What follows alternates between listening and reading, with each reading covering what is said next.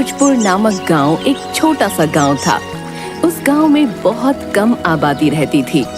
वहां के लोग खेती बाड़ी का काम करते थे। गांव में ज्यादा लोग पढ़े लिखे नहीं थे। गांव के छोर पर एक भयानक जंगल था, जिस जंगल के बीचों बीच एक रहस्यमयी महल बना हुआ था। गांव के लोगों की मान्यता थी कि वह एक भूतिया महल है। जो भी उस महल में जाने की कोशिश करता है वो कभी लौटकर नहीं आता। गांव वाले अनपढ़ होने के कारण काफी अंधविश्वासी थे। गांव में से 2-4 लोग उस महल का रहस्य जानने और खजाने के लालच में वहां गए थे, परंतु उनमें से कोई भी जिंदा लौटकर नहीं आया था।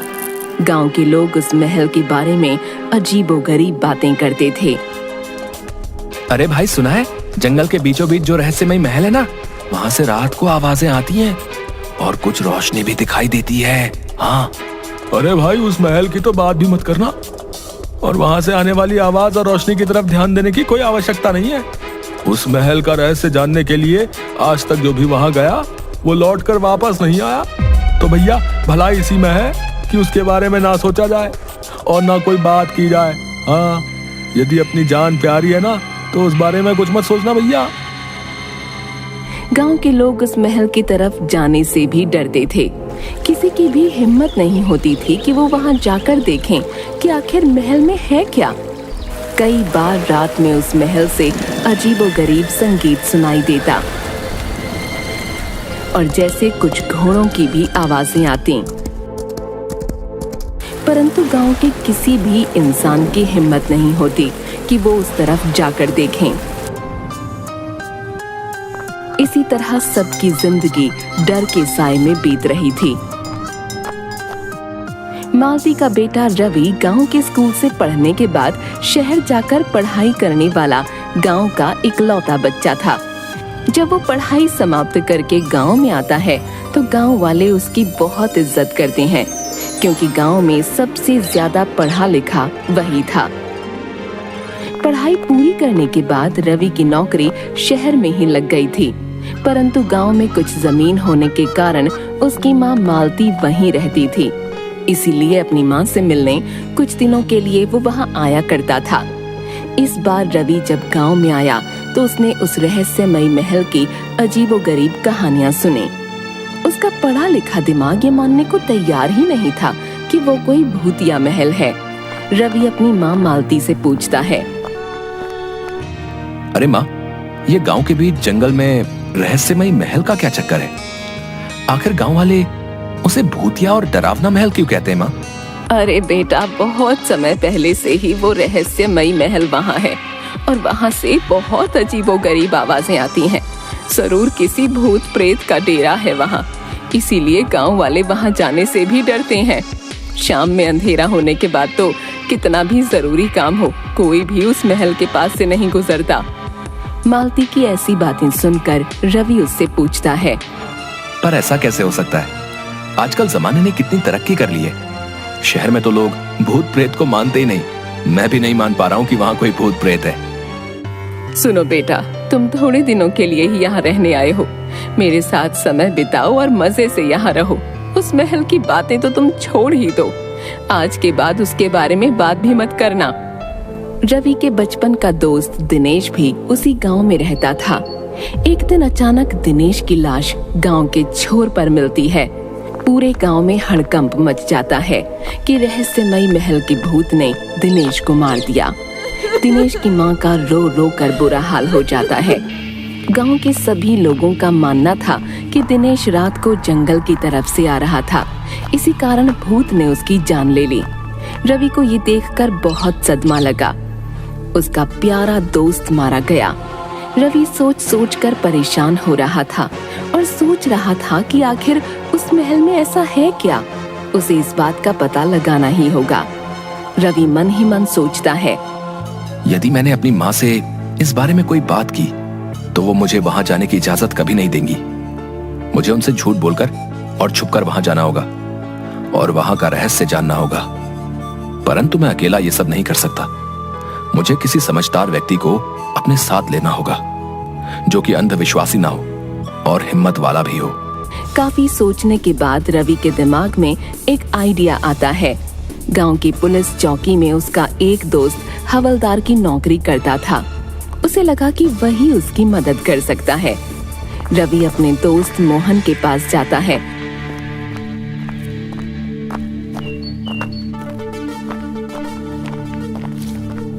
और उससे सारी बात बताता है। देखो मोहन, ये गांव वाले तो अंधविश्वासी हैं, परंतु मेरा दिमाग नहीं मान रहा कि वहां कोई भूत प्रेत है। जरूर दाल में कुछ काला है। मैं चाहता हूं कि तुम मेरी मदद करो, तो हम दोनों वहां चलकर देखें कि आखिर माजरा क्या है। वरना तो गांव वाले इसी तरह एक एक करके मरते रहेंगे और कोई हिम्मत नहीं करेगा वहां जाने की। अपने गांव वालों की रक्षा के लिए मैं ये कदम उठाने को तैयार हूं। क्या तुम मेरी मदद कर सकते हो? मोहन सोचता है, ये तो गांव से बाहर रहता है, फिर भी इसे गांव की कितनी चिंता है। तो मैं और मेरा परिवार तो यहीं रहते हैं, मुझे इसकी मदद करनी चाहिए। हाँ भाई रवि, मैं तुम्हारी मदद करूंगा। किसी ना किसी को तो हिम्मत करके इसमें कूदना ही होगा, तभी तो असली बात का पता चलेगा।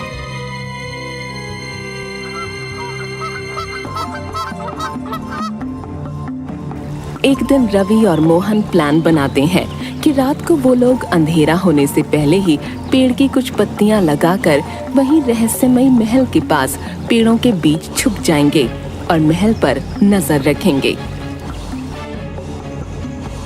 दोनों महल के पास छुप जाते हैं और उस महल के रहस्य को जानने का प्रयास करते हैं। कुछ देर बीत जाने पर अचानक घोड़ों के दौड़ने की आवाज आती है। सामने से कुछ घोड़ों पर सवार नकाबपोश लोग रहस्यमयी महल के द्वार पर आते हैं और घोड़ों को वहां बांधकर कुछ सामान उतारते हैं। अरे चलो भाई, जल्दी जल्दी से सामान घोड़ों से उतारो और अंदर गुफा की तरफ ले चलो। दो घुड़सवार मिलकर उस महल के मुख्य द्वार पर लगे बड़े से पत्थर को हटाते हैं और सामान लेकर अंदर चले जाते हैं। रवि और मोहन हिम्मत करके थोड़ा आगे बढ़ते हैं। उन लोगों की बातें सुनने की कोशिश करते हैं। अरे भैया, आज तो बहुत अच्छा डाका डाला, अच्छा माल हाथ लगा है। अब तो कुछ दिन बहुत मस्ती में बिताएंगे। हाँ सरदार, आज तो हमारी लॉटरी लग गई और हमने काफी माल यहाँ इकट्ठा भी तो कर रखा है।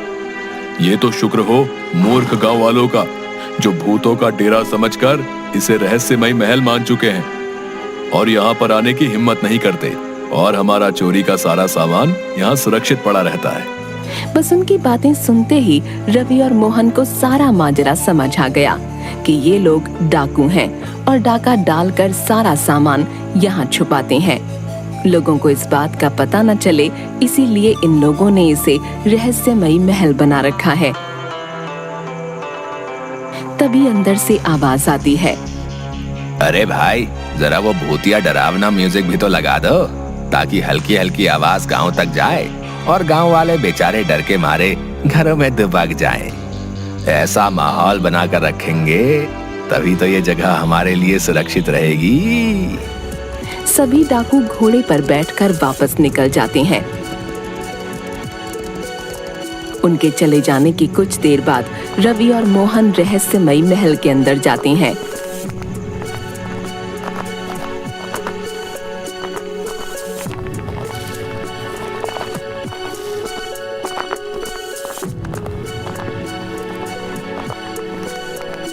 वहां का नजारा देखकर उनकी आंखें फटी की फटी रह जाती हैं। अरे देखो, कितना लूट का सामान जोड़ रखा है यहाँ। ये लोग तो बहुत ही खतरनाक डाकू हैं। कितना गलत काम करके इतना माल इकट्ठा कर रखा है और लोगों के अंदर ये डर डाल रखा है कि ये भूतिया रहस्यमयी महल है, यहाँ कोई ना आए। तुम सही कह रहे हो भाई। अब जब गांव वालों को इस बात की सच्चाई का पता चलेगा तो सभी लोग बहुत खुश होंगे और हमें कल चुपचाप पुलिस को लेकर आना होगा। इन डाकुओं को रंगे हाथ पकड़ना होगा। इन लोगों ने तो गांव वालों के मन में खौफ डालने के लिए न जाने कितने लोगों को मौत के घाट भी उतार दिया। रवि और मोहन चुपचाप रहस्यमयी महल से निकलकर अपने घरों को चले जाते हैं।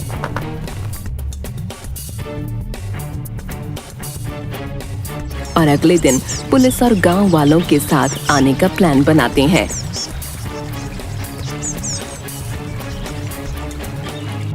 अगले दिन अंधेरा होने से पहले ही रवि और मोहन कुछ पुलिस वालों और गांव वालों के साथ वहीं पेड़ों के पीछे चुपचाप छुप जाते हैं।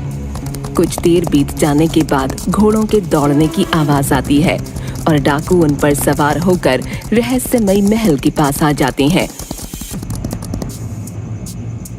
पहले दिन की तरह ही लूट का माल अंदर रखने के लिए वे लोग गुफा का दरवाजा खोलते हैं और अंदर की तरफ चले जाते हैं। बस अब यही मौका था उन लोगों को पकड़ने का। पूरी तैयारी के साथ पुलिस के आदमी अपने हाथ में बंदूक लिए आगे की तरफ बढ़ते हैं और पीछे पीछे रवि और कुछ गांव वाले भी चल पड़ते हैं। पुलिस डाकुओं पर धावा बोल देती है। अरे खबरदार, जो किसी ने हिलने की कोशिश की, आप लोग पुलिस की पकड़ में आ चुके हैं। रे जो जहाँ खड़ा है वहीं खड़ा रहे। किसी ने हिलने की कोशिश भी की ना तो वो अपनी जान गवा बैठेगा भाई।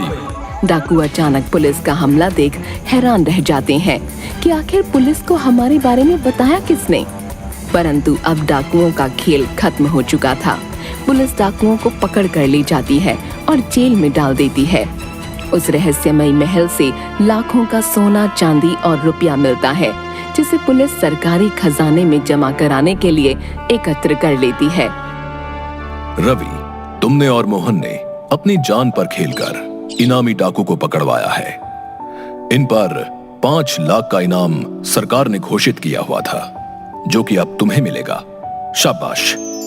गांव वालों, तुम लोगों को कुछ सीखना चाहिए और अंधविश्वास में आकर किसी से डर कर नहीं रहना चाहिए। सभी गांव वाले रवि और मोहन की बहुत तारीफ करते हैं और उनका शुक्रिया अदा करते हैं। रवि और मोहन इनाम में मिली राशि गांव की तरक्की के लिए दान कर देते हैं और वहां पर स्कूल, हॉस्पिटल बनाने के लिए आग्रह करते हैं। अब गांव वाले बहुत खुश हैं कि उनकी जान बच गई।